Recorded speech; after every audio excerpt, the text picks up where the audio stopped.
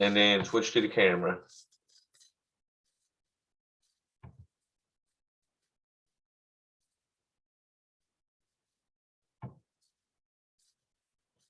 All right, so like I said, 6A deals with characterizing data. So we'll have a few definitions real quick. So first definition will be a distribution.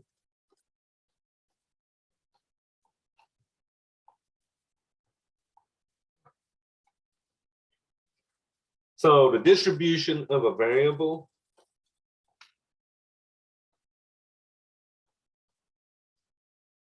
refers to the ways that its values are spread out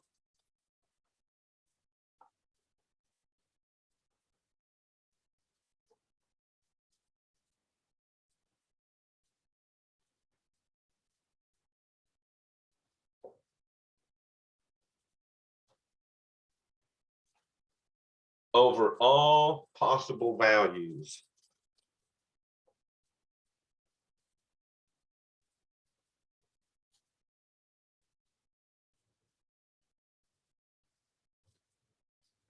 And we can display a distribution with a table or graph.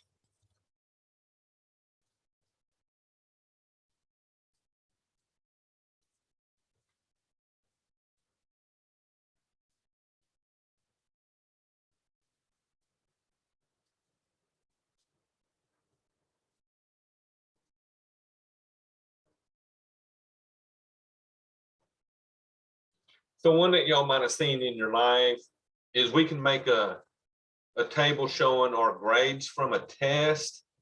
And we typically want that to look like what we call a bell curve. So it's sort of like a bell-shaped curve. So that's what they're talking about. The center of that bell would probably be your C grades. And then as it went down each side, next would be the B's, and then the D's, and then the A's and the F's. So they would be the flattest part of the curve, because you probably get less A's and F's than you do the other grades. So we're going to look at what we call measures of center of a distribution. We want to know what's the center, because that tells us where most of our data is going to be at. So measures of a center in a distribution.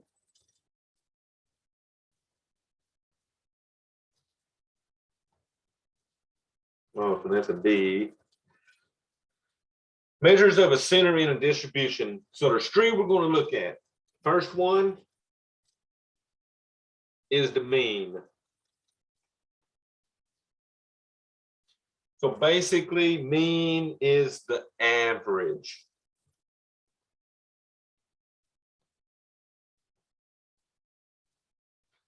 So remember, to find that average, it would be a sum of all of the data values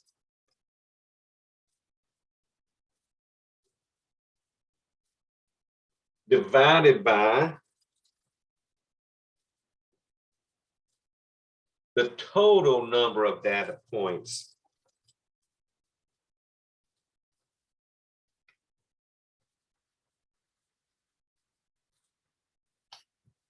So if I was looking at 4 tests to average, and I had 4 tests, I would add all them tests together and then divide that by 4, because that's how many tests I had. And that would give me my mean or my average. So I'll actually write that formula. Mean equals sum of all values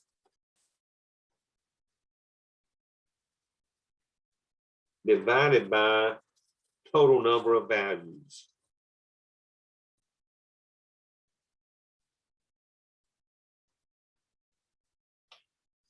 So we'll have practice in a little bit doing that, okay? So second method, we call it a median.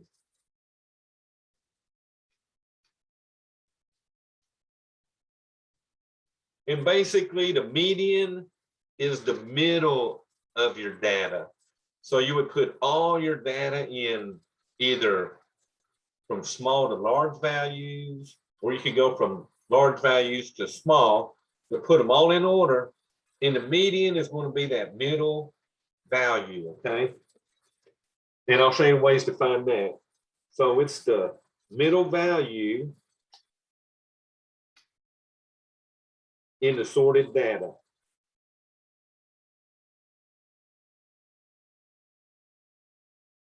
So remember, sorted data means we're putting them in the order. So there's two things that can happen.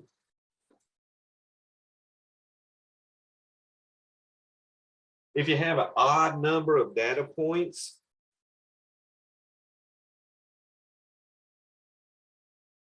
so if I got like 5 data points, 7 data points, then the median is actually the middle value.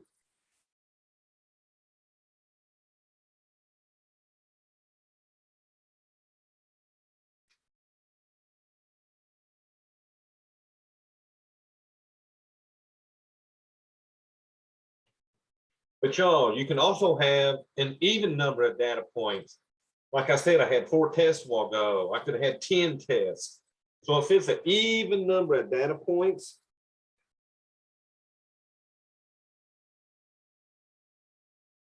then the median is the average of the 2 innermost points. It's the average of the 2 innermost points. So that means I would figure out my 2 points that were the middle, add them together and divide by 2 because you're just using them 2 points when you do that, okay? So if it's odd, it's exactly the middle. If it's even, it's an average of those 2 middle points. And then let's see, the third one is the mode. And the mode is the data value that occurs the most. So it's the data value that occurs the most. So you're looking for the ones that are repeating, okay? Find the one that repeats the most, and that'll give you your mode. Now, if none of the data values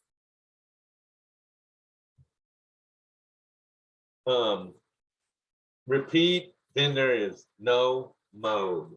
So if no data values repeat, then there is no mode.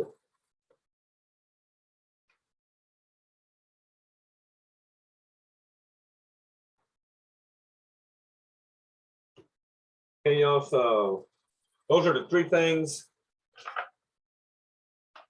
Let me hold that down just a little bit. Those are the 3 things we're going to be playing with in the beginning of this chapter. So what we'll do after I let y'all catch up on them nodes, we'll actually do an example finding the mean, median, and mode of a set of data.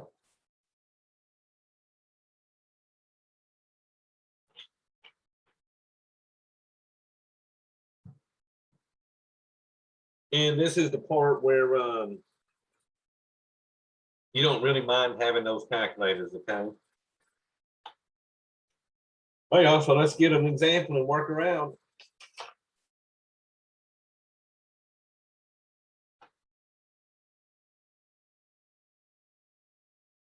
So we're going to find our mean, median, and mode.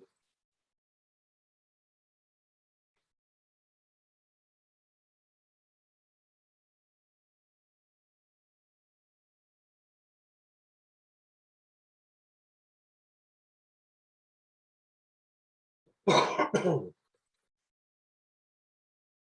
right, so my data is $1.09. So these are prices that a grocery store sells their PR energy bar at. And let's see, we got 1, 2, 3, 4, 5, 6, 7, 8 different stores, okay? So the next one was 129. 129 again. 135. 139.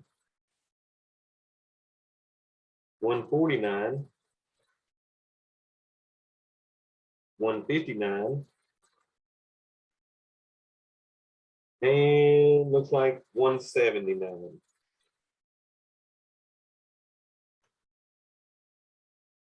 So those were the prices of the PR Energy Bar at 8 different stores. So first we're going to find our mean. So for the mean, I'm going to do this in my calculator. So I'm going to put parentheses around the top of it when I put it in the calculator. And I'm just going to add all these numbers together. So 1.09 plus 129 plus 129 plus 135 plus 139 plus 149 plus 159 plus 179. All right, let me add one in the pass real quick.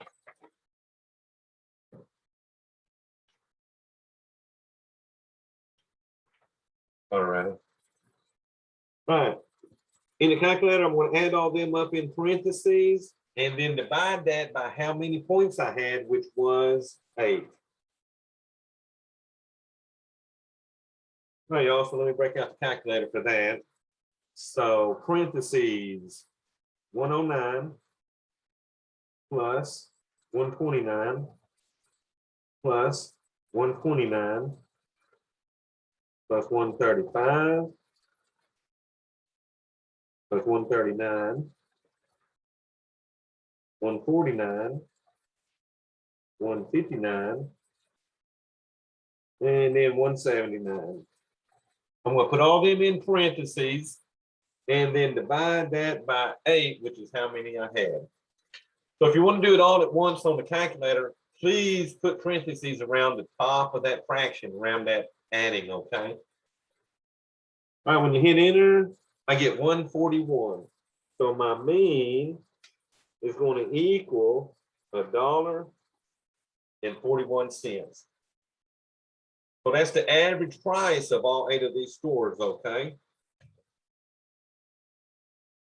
So next we have to find the median.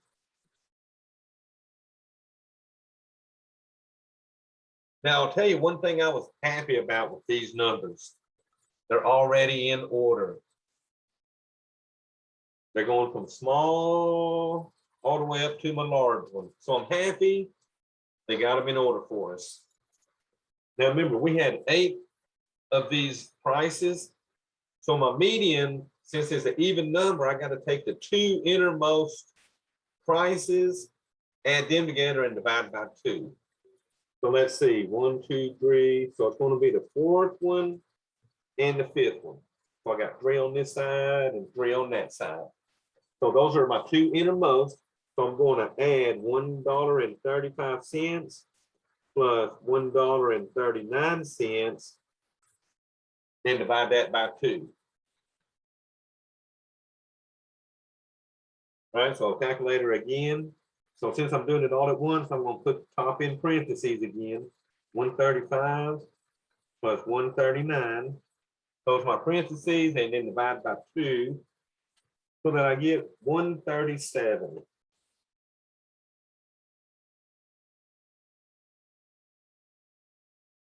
So that means the middle of all this data stuff is $1.37, okay? So let me tell you something about the mean. Did you notice the mean was 141? The mean has to be between the smallest number and the largest number. That average can't be smaller than 109 and it cannot be bigger than the 179, okay? Now the median Once you find those middle numbers, the median has to be between the $1.39, the $1.35 and the $1.39. And that's exactly where that $1.37 is. So think about it. Mean, which is the average, has to be within the smallest and largest data value. The median has to be between the two middle numbers. All right, y'all, then we're going to find our mode.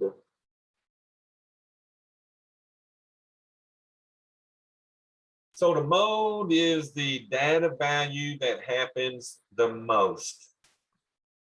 So what y'all think for that?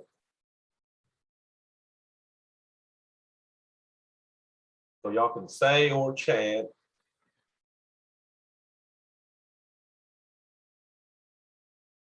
So any repeats up there?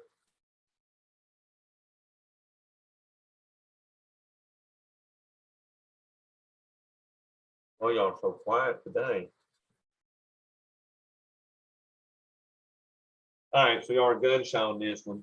So I will say the mode. Let me see what this chat. I got a chat coming in hot real quick. So yes, it does have a mode, and that mode would be the $1.29 because that's the only one that has any repeating. Okay. Yeah, perfect. I see that on my chat now.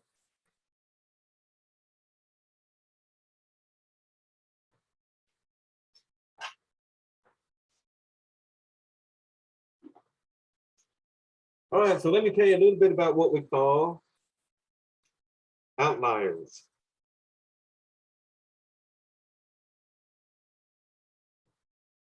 So an outlier is a data value that is much higher or much lower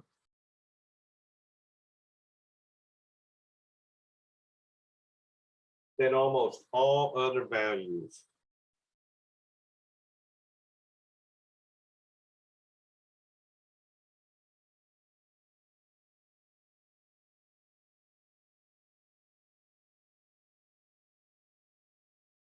So y'all, here you go. Outliers can affect the mean, but do not usually affect the median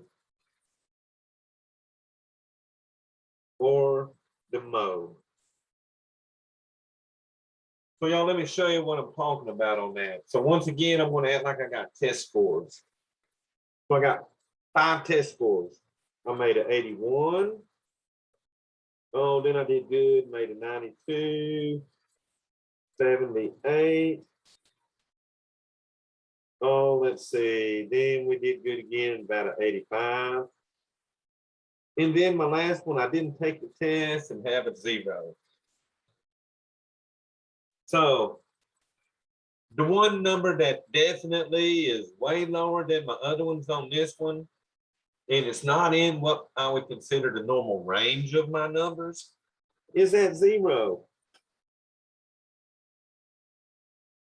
That 0 is an outlier. So watch what happens. I'm going to average the first 4 scores without the 0. So I'm going to add them together and divide by 4. So I got 81 plus 92 plus 78 plus 85. If you add all them together, you get 336. Divide that by 4. And my average for these scores was an 84. So now let's add all 5 of these and divide by 5. So that would be 81 plus my 92 plus my 78 plus my 85 plus my 0. That's still going to give me 336, but now I'm dividing that by 5 scores. And that gives me a 67.2. So 84 was my mean of the first 4 tests. Look what that outlier did to my overall average. It brought me down from a B all the way down to a D. So that outlier greatly affected that average. But let's look at the median. From small to large, I would have a 0, 78, 81, 85, and a 92. So the median would be my middle number. Well, my middle number is 81. That outlier, that 0, didn't really change my middle. My middle would have been some number between 81 and 85 anyway. So the 0 didn't really hurt that median much. And since I really don't have any mode, I don't have any repeats, the 0 didn't affect my mode at all. Okay. So the only one that the outliers are going to have an effect on are those averages. That's why when you're in a class, you don't want zeros on those tests, because those zeros will pull that average down big time on those tests, okay?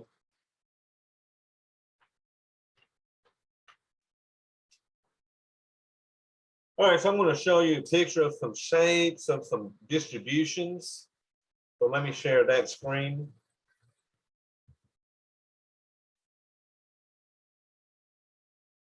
So y'all should be seeing a few graphs. I just wanted y'all to see the first one. That little distribution is what we call unimodal. It's a single peak. And on the right side is another one. They're just showing you that with a line graph. And this one over here was a bar graph. But they want you to see that the general shapes sort of both mirror a nice smooth curve. Now the one below that is a double peak or a bimodal distribution. And that's because it's got actually 2 peaks on it, okay? So now we're going to get into symmetry.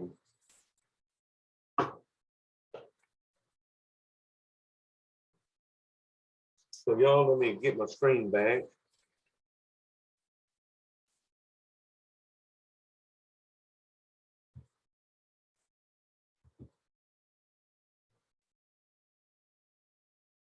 So symmetry is when stuff has a mirror image of itself, like your body, the left side and the right side should be what we call symmetric.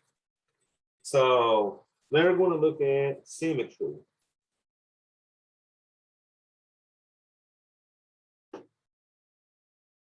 So we say a distribution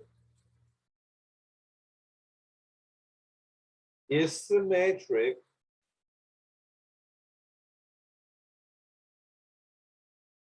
if its left half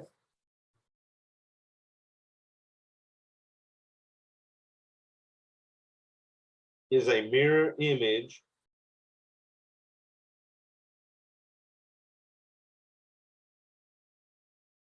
of its right half.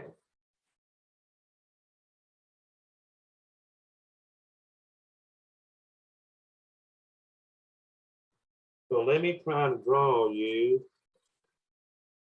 a graph that would be symmetric.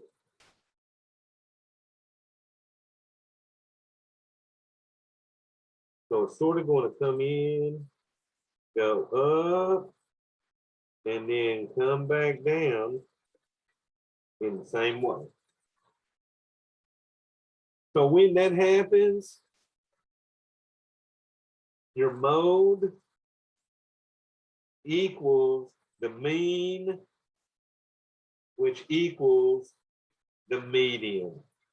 All 3 of them have about the same value.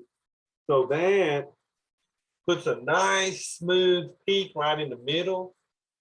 And then as it goes out to the edges, all those values are symmetric going towards the ends, okay?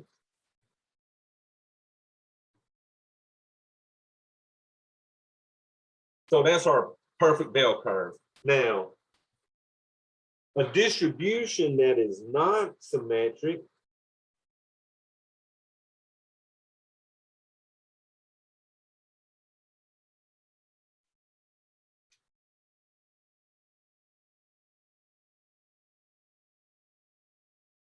will have values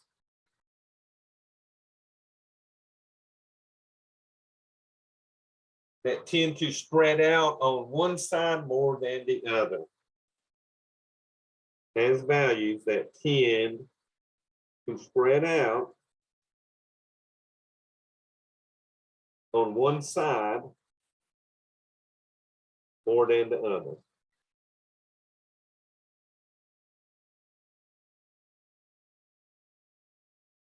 And we call that being skewed. So S-K-E-W-E-D. So they're skewed. They're heading, there's more data on one side than to the other side. So it's not that mirror image no more, okay? So let's look at a left skewed first.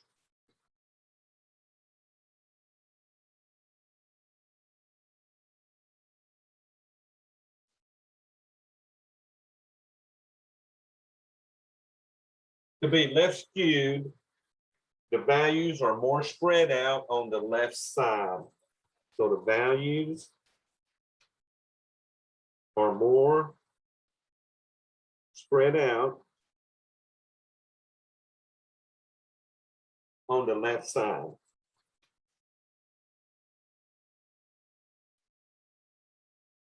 So let's see, here's our graph.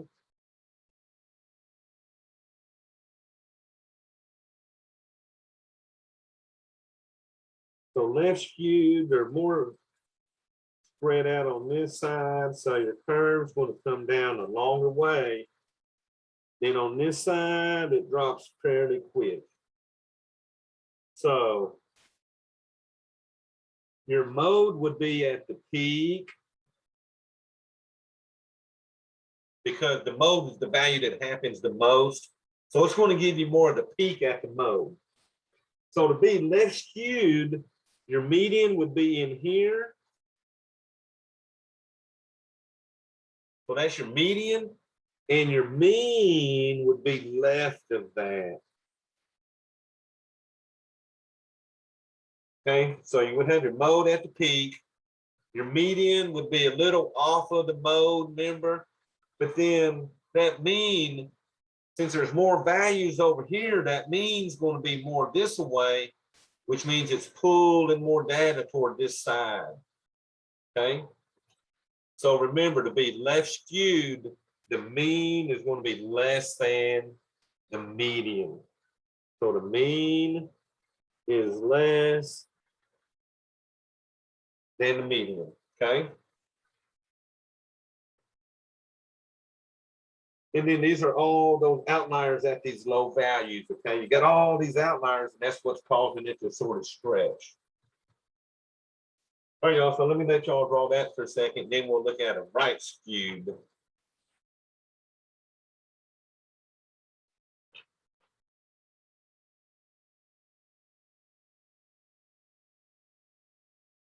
All right, y'all ready?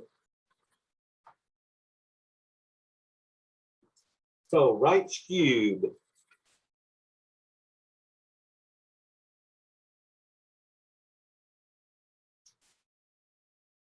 Well, most of the data values are spread out on the right side.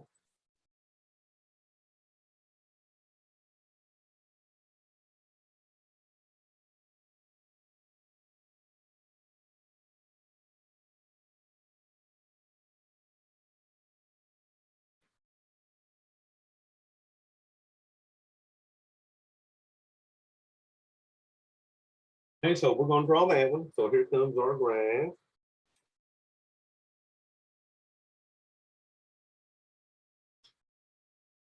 So to be right skewed, it's going to come up, make that peak, but then this side is going to sort of stretch out through there.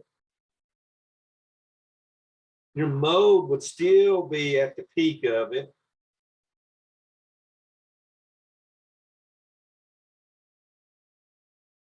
Your median's going to be really close to that mode, remember?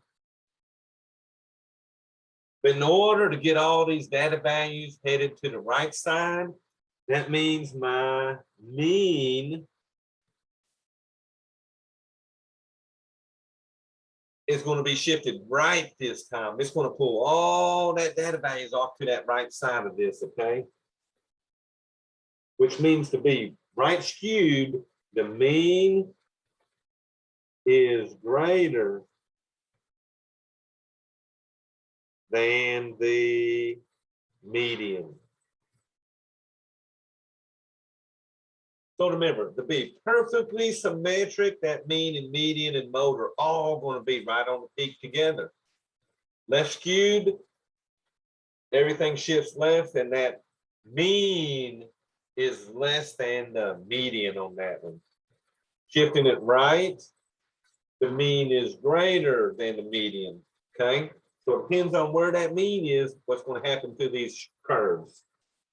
So let me show you the pictures of theirs on the that look more sharp, okay? So here's our symmetric one. See how the mean, median, and mode is all sitting in the center, and each side is a mirror image of the other, okay? And then let's look at left and right skewed. So this is what I was telling you. Left skewed, see how the mean is less than the median, and it's pulling all these outliers to the left. Right skewed right here, your mean is always greater than the median, and it's pulling all these extra data values, and those outliers at the high values are pulling everything to the right. And remember, that's what those outliers did on that test. When I threw that zero in, that zero shifted my mean from the center, which would have been about an 80 something, over to a 60 something. But my median number was still around 81 or so. So it didn't shift it, but it was that mean shifting that turned that thing into a less skewed shape, okay?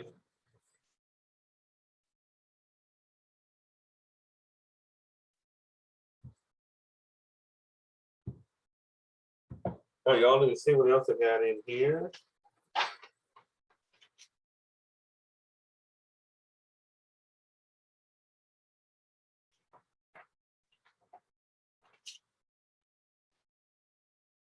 So the last thing, I'll tell you what variation is, and then I'll show you a little chart with those.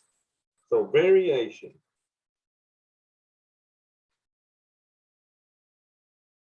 It describes how widely data values are spread out about the center of a data set.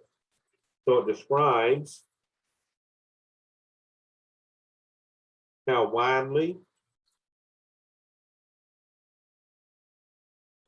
data values are spread out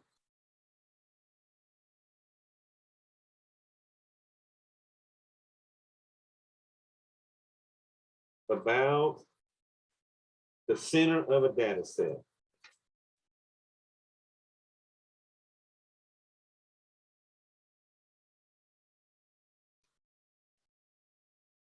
So what do I mean by that? So say on my test while ago, I forgot I had like an 80 something average. Well, the variation looks at how far were my tests individually away from that 80 average. So if I had an 81 average, my first test I think was a 90 or something. That would vary by 9 because it was 9 units from the average. Whereas my 78 test, if my average was 81, it only varied by 3. So how far are scores varying about that center of our mean or average, okay? So I'm just going to show you pictures of what I'm talking about on variation. So you can have 3 types of variation. So let me go to that picture.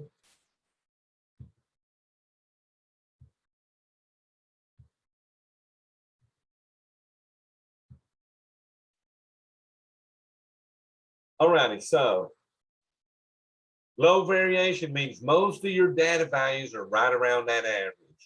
So if this had an average of 85, that means most of my values are coming in probably from anywhere from 75 to 90 range, maybe.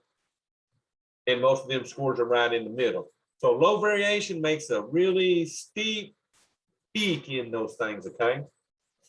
Where moderate variation, that's almost like your perfect bell curve. Nice, symmetric. It don't have a sharp rise or fall. So it's more bell shaped when it's moderate. And then look at the high variation. High variation is flatter because it's got more values that are spread out, like outliers are pulling it on out in that data, okay? You don't have as many scores in the middle, so it's not giving us a real steep peak like that first one that had low variation. So the lower the variation, the more accurate you can be when you're predicting this kind of stuff, okay?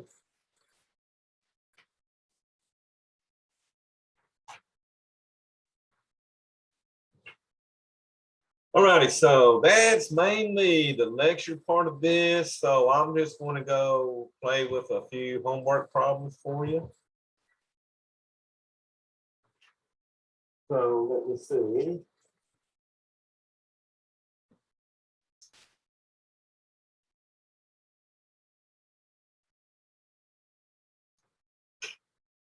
So they will ask you about what mean, median, and mode are going to, what's those definitions mean.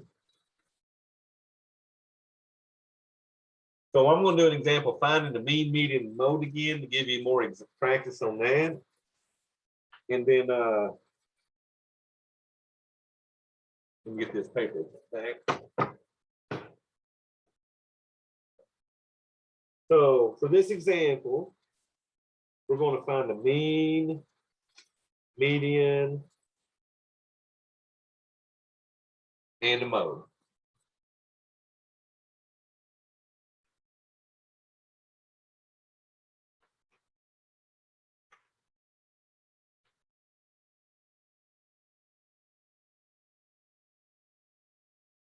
All right, also, let's see, they're giving me 1, 2, 3, 4, 5, 6, 7, 8, 9, 10 numbers here. They're giving me 31, 72, 53, 36, 69, 52, 56, 71, 65, and 30. So I got 1, 2, 3, 4, 5, 6, 7, 8, 9, 10 numbers. So the first thing we'll do, we'll find that mean, then we'll find the median, then we'll get the mode. All right, so for the mean, I'm going to add all these together. I'm going to add all these numbers together. Oops, I forgot that 31. Let me put that 31 in there real quick. 72, 53, 36, 69, 52, 56, 71, 65, and 30. I'm going to add all of them on the calculator. And then I'm going to divide all that by 10, we said. Since I had 10 data values. All right, so clear, clear, clear. Here's my parentheses. So 31 plus 72 plus 53, 36, 69, 52, 56, 71, 65, and 30. I want to take that and divide by 10. Now remember, if I put that in right, my mean has to be between the smallest number, which was 30, and the largest number, which was 72. It's got to be between that, okay? Because that's my high and low numbers. So when I hit enter, I get 53.5.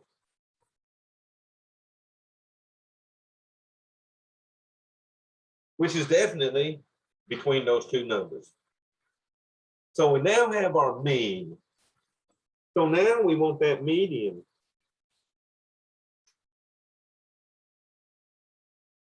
So this will sort of tell me if my data is skewed one way or another by comparing my mean and median real quick. Oh, but sadly, guess what? They didn't put these in order for me. So for me to find that median, I'm going to put these in order so I can find the middle, okay? So 30 is going first. 31 is next. Oh, what's next? We got a 36. Oh, what I got next? I got a 52, it looks like. 53. 56.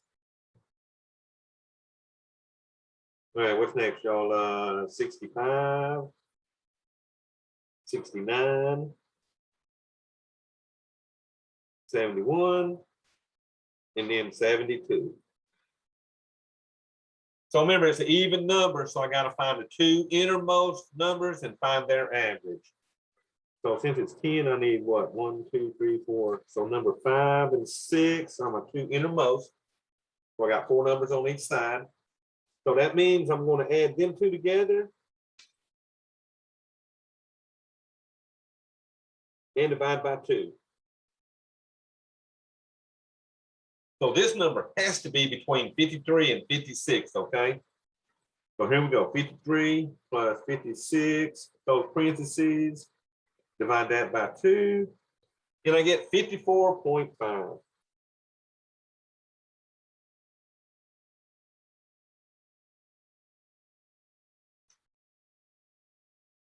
So, do I have a mode?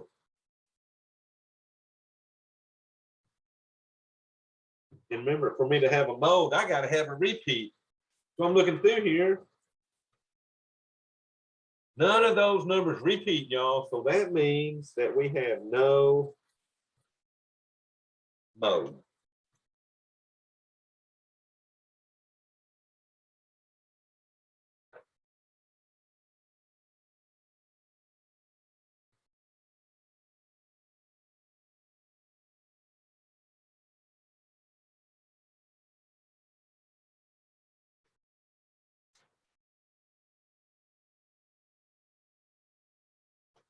All right, let me see, y'all. Let me see.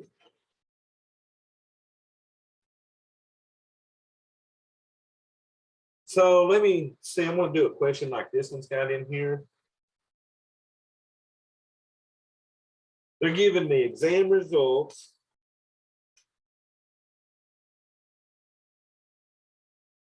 of 100 students.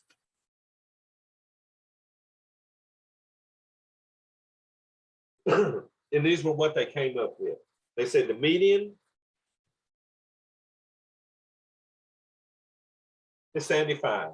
So that was the middle score was a 75. They said the mean was 75. The low score was 60.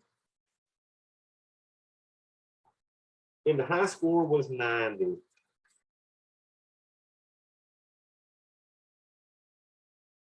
So they basically want me to tell what kind of distribution do I think this is? Is it going to be symmetric, left skewed, right skewed?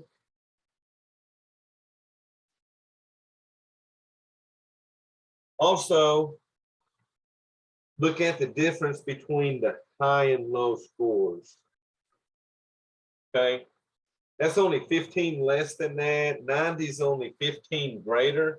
So that's not what we would call a great variation. So most of these scores are going to sort of hover right around that mean and median. And remember, since the median here equals the mean, anytime the median and mean were equal, we had a symmetric distribution. So it's going to be symmetric.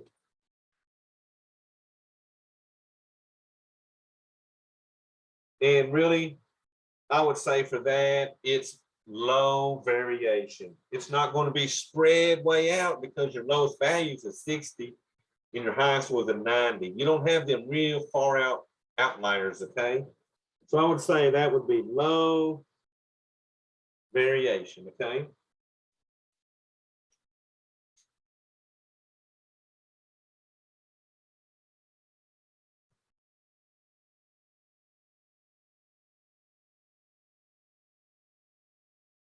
Let's see if y'all can figure this one out here. Same score, it's exams from 100 students.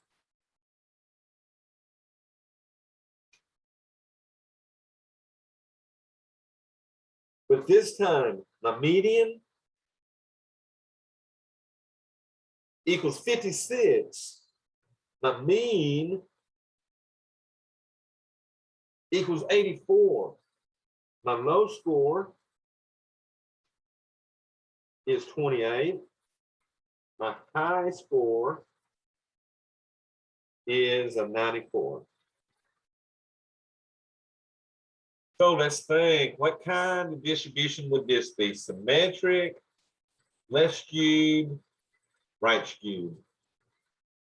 So always compare the mean and median for that. So remember, this one has the mean greater than the median. So the mean is greater than the median.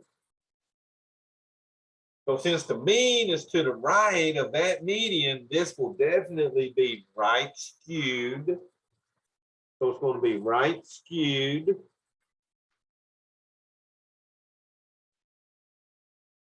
And guess what? I would think scores, this thing has a low score of 28. That's really far from these means here, right? If your mean's at 84, you got almost 60 points in between those. And if you look at between 28 and 94, that is a large range of data.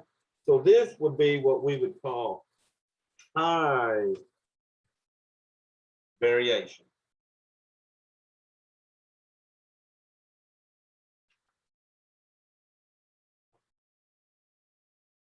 All right, y'all, let me see.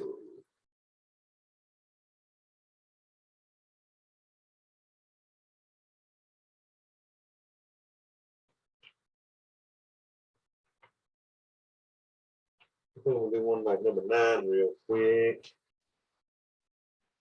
So this one's actually a picture I'm about to show you. So this is just telling you what they got a chart of. It measures tornadoes. They had 491 tornadoes. And the F scale runs from 0 to 5. Strongest tornadoes are a 5, the weakest are a 0. They want you to draw a smooth curve that captures the important features of that. So they got 3 curves down here. Well, I don't see where this curve's at, right? Well, I guess it's that straight line right there. This one's got a little curve going down, and then this curve is sort of going up and then down. Well, our data is right here, and it looks like our data, if you was to draw a little curve on that, only one it could possibly be would be B on that, right? I had looks like 225 there. I got about 225 on the 0 range. Then when you come over into the category 1, it's about 150 almost. Category 1, about 150 almost. So that B gives me my best curve of that. I don't have any peaks on that, okay? Now, so this distribution is what we would call right skewed. So that is right skewed. Because most of my data is to the right. And then I would say that would be fairly low variation, okay? Remember, a lot of variation, that thing's gonna be spread way out, okay? So let's see, I think the next one's doing that same type stuff. So y'all see the graph right here. So would y'all pick A, B, or C for that data?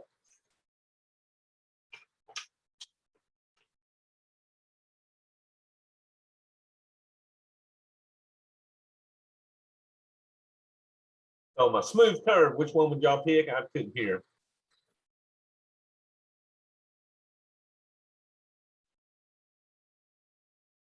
All right, y'all, so I'm going to help y'all out. We're going to go with C on that one.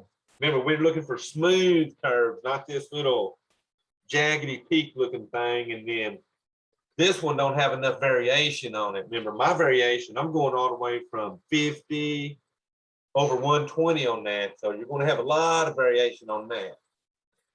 So this graph was actually symmetric though, because it's a mirror image of each side of it. So it was symmetric. And then on that, and I said it was fairly high on the variation.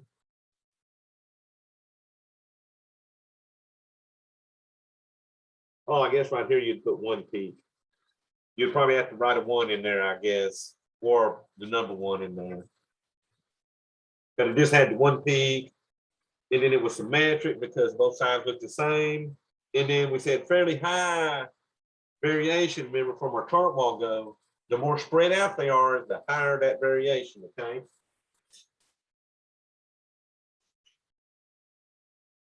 All right, y'all, so that was the last of the homeworks on there. So you have a few definitions.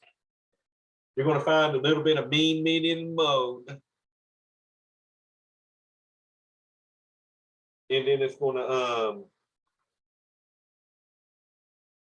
ask you for definitions on the mean, median, and mode, okay? So I'm just looking to make sure, yeah, we've pretty much covered what you need for that. So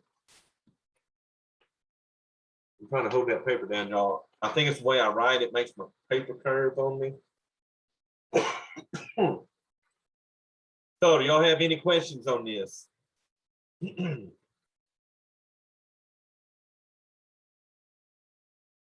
And like I said, I'll send this out like I do because we're recording.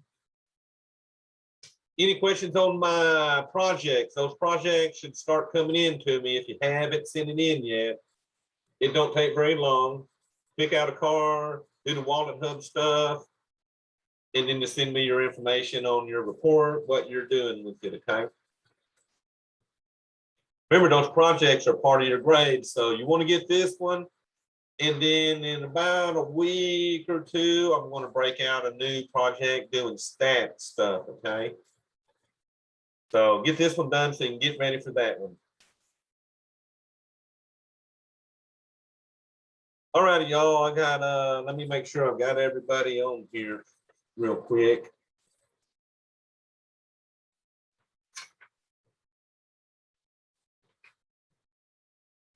All right, I got all y'all. So we'll start recording.